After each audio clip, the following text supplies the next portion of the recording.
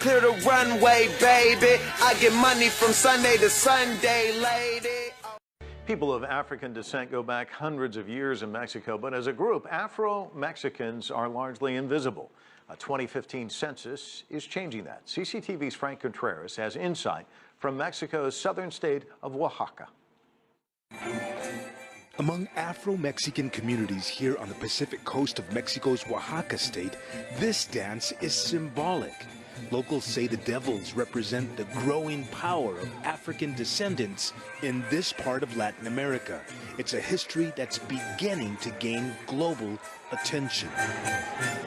The presence of Africa here in Oaxaca state is one of the lesser-known aspects of the vast cultural diversity in this region, one of the most culturally diverse in all of Latin America.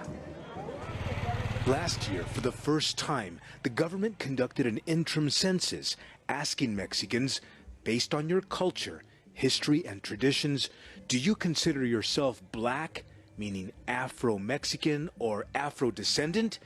And nearly 1.4 million people responded, yes. Afro-Mexican communities exist here in Oaxaca state's Costa Chica region, the neighboring state of Guerrero, and Veracruz state, among others. An Afro-Mexican leader from Pinotepa Nacional says, as a nation, Mexico is much more than just a mixture of Spanish and indigenous people. We believe that the whole world should know that in the colonial era, Mexico was an entry point for African slaves. Our ancestors were forcibly brought here under slavery. But images of African descendants in Mexico rarely appear in public. The exception is this famous comic book character, Memín Penguin, which was created in the 1940s.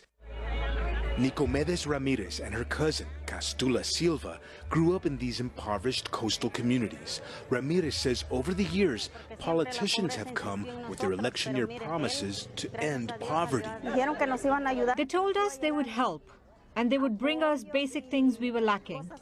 All we had to do was ask, but so far, they have done nothing for us. I never went to school because when I was a girl, there was no school here.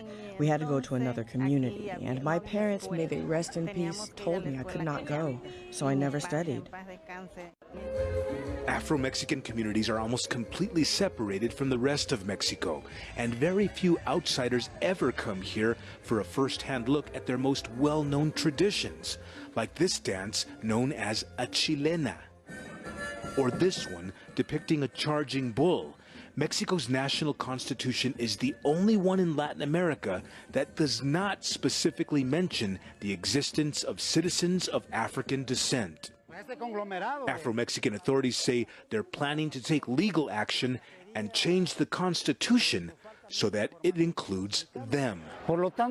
By having no presence in the Mexican Constitution, there is no public policy that protects our rights and necessities. We, as Afro-Mexicans, like many indigenous Mexicans, live in regions of extreme marginalization. Constitutional recognition would finally give them access to medical services, educational grants, and Social Security benefits. For now, Afro-Mexicans, whose descendants came from places like Kenya, the Congo, and later the Caribbean, still do not enjoy these basic rights. Frank Contreras, CCTV, on the Costa Chica in Mexico's southern state of Oaxaca.